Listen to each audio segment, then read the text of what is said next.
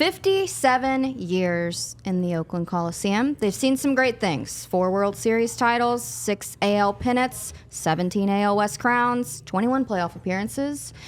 I am in my 27th year of life. But John Radigan, I'm curious to know, what were you doing at year 27, maybe 28? Yeah, in my 27th, 28th year of life, I was starting as a broadcaster, a sports reporter for NBC5 in Dallas.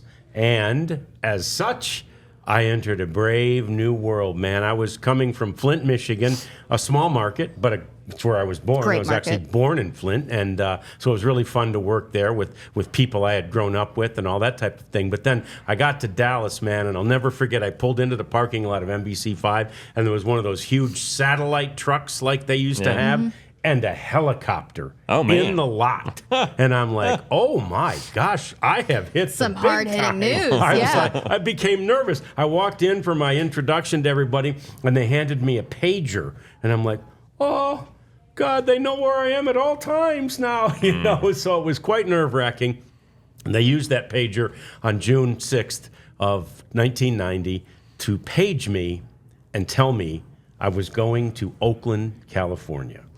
One of the milestone events that the Rangers have been a part of at the Oakland Coliseum. Let's take a look at the list of those events, and we admit right here, these are the ones that have happened since I have been around this team and this organization. Jim Bibby had a no-hitter in Oakland in 1973. That is also one of the biggest moments the Rangers have experienced. These are those that we have, been a part of, either Jeff or I, or in many cases, both have been a part of some of these events. So there you see that 6th no-hitter by Nolan Ryan. I am out to dinner that night with my sister. In Dallas. In Dallas, yep. My sister had just visited. She's a teacher, and I had only moved here 3 months ago. And my sister, who's a teacher, and her husband come down as soon as she gets out of school, and they come to visit us in Dallas. And so I'm out to dinner with them, and I get this page, so I call the station.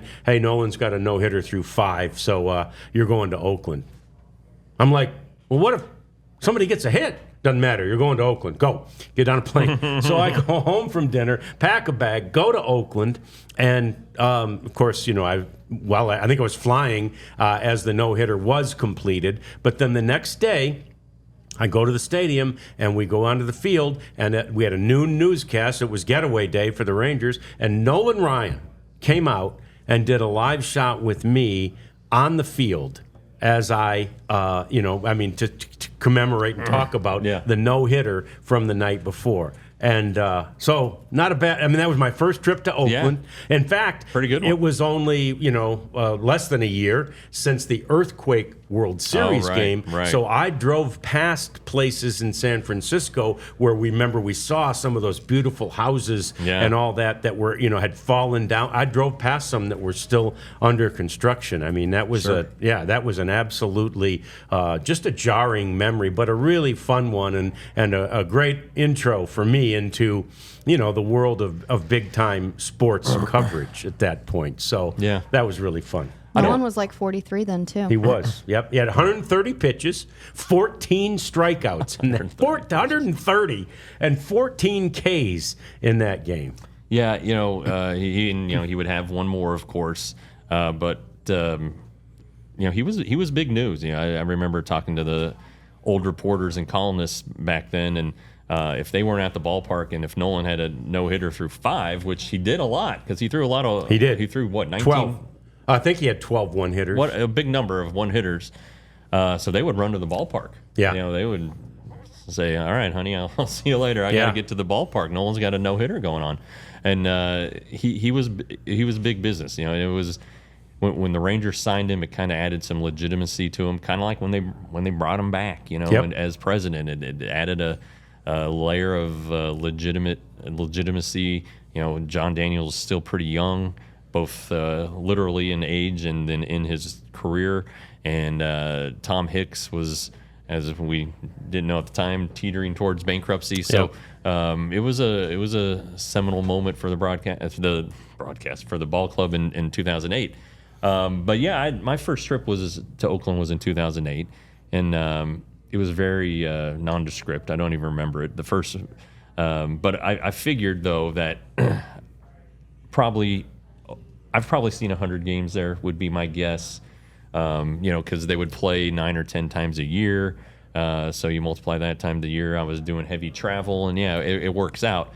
But yeah, some of those moments that have happened, I guess the first big one would have been 2010 when the Rangers clinched there. We kind of talked about that the other day. And literally September 25th, that happened in 2010. How about that? Oh, wow. Yeah. So on this day. 14 years ago exactly today. 14. And one thing I remembered when I was driving home, we talked about you were hanging out with Frenchie, Jeff Francoeur, and having some drinks with him. We got back to the hotel, and in those days I traveled with the team, so I stayed in the same hotel as the team. We got back to the hotel that night, and the hotel bar was closed already. We closed down the other bar. And so Frenchie goes, man, I want to have a few more beers. And I said, I got beers in my room. Let's go. So I think I contributed to that story you were telling about him going up the tunnel and throwing up after the thing. Yeah. So, No, I remember he was, he was like, hey, let's go get a couple drinks. I was like, all right, yeah, it's my turn or whatever. He goes, now here. And he just gave me $100 bill. I brought back $98 or not 98, $88 and change. I was like, yeah, here you go. Yeah. I do think I left a nice tip, but it wasn't my money. But that was just a fun night. And then in 16, when they clinched, I believe it was a night game. So it wasn't. Before we get to the quite as clinching fun. in 16, let's go back to June of 16 when Colby Lewis had a game for the ages. And, of course, we all loved Colby. He was such a great guy to cover. I was here, actually, when he was around the very first time, and then he left and went to Japan and came back a different guy, but just a fantastic guy to cover. And then he had a no-hitter. He had a perfect game through 7 2/3 innings against Oakland at the Coliseum, and then he walked the third batter of the 8th inning and then got the out. So perfect game gone, but he's still got the no-hitter intact. 9th inning, first batter, Max Muncy comes to the plate, and he doubles. And it was just so unfortunate. Everybody in the stadium, maybe even the Oakland fans, were rooting for Colby to complete that no-hitter. And then as he comes off the field, I was there as the field reporter for the Rangers on Fox Sports at the time. As he comes off the field, I greeted him. Try to put into words how you're feeling right now, Cole. It sucks. I don't know. They played really well behind me. I put a lot of balls in play and played great defense behind me. I don't know. It's one of those things. I think last year I took it through 7 last year against these guys. So you never know when that kind of stuff's going to come up, and it was a lot of fun. Yeah, it was 7 2/3, perfect. At that point, I don't know how close you are to realizing those things. Were you? Oh, the first time through the lineup. I mean, going into the 4th inning. I mean, that you haven't walked a guy or anything like that. So. You just try to go out there and continue to make good pitches and let your defense play behind you. And I think you did make good pitches there in the 9th inning. Sometimes they just get you, right? No, I mean, I just I'm up with a certain amount of pitches. Runs anyway. I just try to keep throwing that fastball down the way. I was pretty successful all day, and kind of got Muncy got it out and around, and Maz tried to put a good catch on it, but it is what it is. Oh, what a great guy. And what a great memory, and what a terrible way for that game to end. I mean, it was just, there's nobody you would root harder for at that point, especially for us who'd covered him at that point for a long time, 16. Nobody you'd root harder for than Colby. No, and he'd been through some issues with, well, in 12, he blew out his flexor tendon, and that was right after the All-Star break. The Rangers were, comfortably in front in the division. And the guy who replaced him in the rotation, or the guys who replaced him in the rotation, did not win a game the rest of the way. Gosh. So you talk about how the Rangers lost by 1 game, which is also on our list. Yeah. The nightmare 2012 right. game when Josh Hamilton lost the ball in the sun. And anyway, if just one win out of that spot, and they win the division. So Colby was a valuable piece, obviously, until Nathan Eovaldi came along. He was the all-time winningest pitcher in Rangers postseason history. Yep. He just wanted the ball. But anyway, he'd had the flexor tendon. He'd had the hip issue. He has a fake hip, and he came back to pitch on that. And just tough as nails, big guy. His favorite drink is called a lunchbox. It is a Coors Light, or a Bud Light, amaretto, and orange juice. And they taste like a creamsicle, and they're delicious. Really? Yeah. You pour them all together. It's not like some of these you see them drop a shot glass inside of a draft beer or something. It's Bud all Light mixed together. Amaretto, orange juice, and it's fantastic. All right. Yeah. I'll have to keep that in mind. That sounds like fun. All right, so now let's get, and we mentioned that we had it on there because it was big, the Josh Hamilton thing, but you don't want to dwell on that too much. That Rangers team, that might have been the best Rangers team in history. They were so good. They were Such so a good good, team. so Man. good, and they lost because then they had a 2-game lead starting that series. They had a 2-game lead over the A's. Right, and just the way the math added up. They went to Seattle. They played the Angels at home in a doubleheader on that Sunday, and they won. They split, and so I just was looking at the math. I was like, all right, it's done. Just got to win. Yeah, it's done. Yeah. And hopped on the plane, Seattle. That was when Josh Hamilton was having his eye issues, right? And that was crazy. That was anyway. He flew home. It might have been the road trip earlier, but in any event.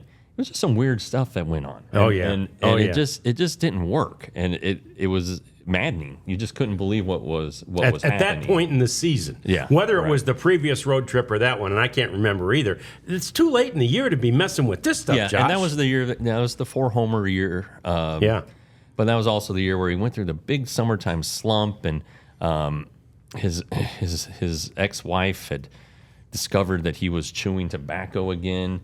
And she was telling him what a sinner he was, and so he was. Tobacco's not like the worst vice I've ever heard of. He was dealing with that, and it was just crazy. And he you hear stories about how great Josh was and all the things. Like he never slept. It was just kind of a whatever was going on in him. It looks like he's still doing fine. Friends run into him every once in a while, and when he's in the area, he has a house in Keller and also a ranch near College Station. So he splits his time there. But he helps out with his daughter's softball team and all that stuff. So he's a good dad still. Anyway, I got off on a weird tangent. Yeah, no, that's a bad one. Josh is an integral part of Rangers history in Oakland. Yeah, and quickly we have to just mention Banny's second year at the helm. The Rangers won the division that year and made the playoffs both year. His first year, his very first game was at Oakland, and he had the flu, and so he couldn't go to the workout the day before because he was really sick. So when he shows up the next day, and Sonny Gray almost no-hit him. Oh wow! And it was Ryan Rua who got a hit in the eighth inning, a single past the second baseman.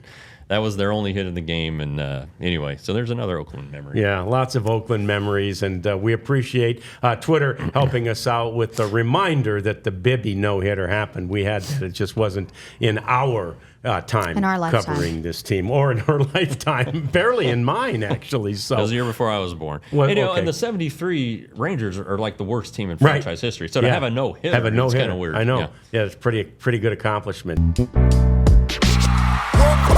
We all silly like the mayor.